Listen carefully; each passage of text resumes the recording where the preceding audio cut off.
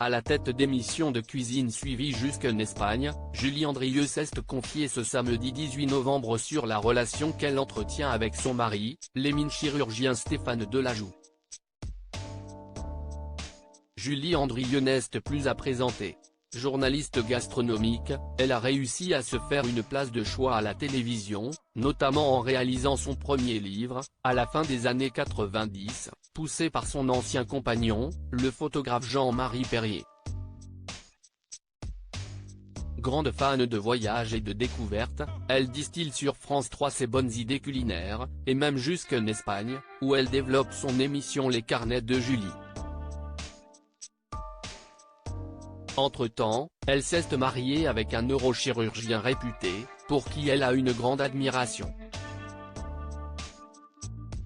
Julie Andrieux, admirative de son compagnon chirurgien célèbre, a invité d'Isabelle Morizet sur Europe 1, dans son émission Il n'y a pas qu'une vie dans la vie. Julie Andrieux s'est confiée sur cette idylle avec Stéphane Delajoux, qui a vu naître un mariage en 2010, mais surtout 2 enfants, un garçon, nommé Adrien, et une petite fille, Gaïa, qui ont vu le jour respectivement en octobre 2012 et décembre 2015.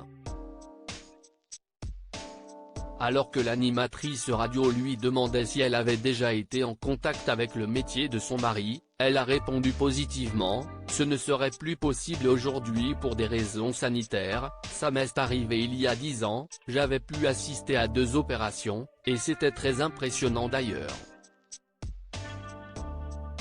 Elle raconte avoir vu son cher et tendre garder son sang-froid: « J'étais très admirative, je trouve que, quel que soit le métier de son conjoint, si est important de le savoir, de l'observer. »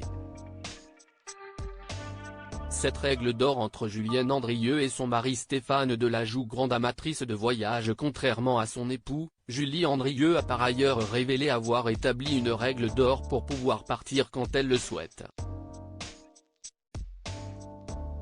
Désormais, 2 fois par an, elle emmène à tour de rôle l'un de ses enfants en Europe, en France ou ailleurs, afin de lui faire découvrir les joies d'une destination, de sa cuisine, de sa culture. « Je suis une grande voyageuse, mon mari un peu moins, même s'il s'y met un peu », confie-t-elle avec amusement.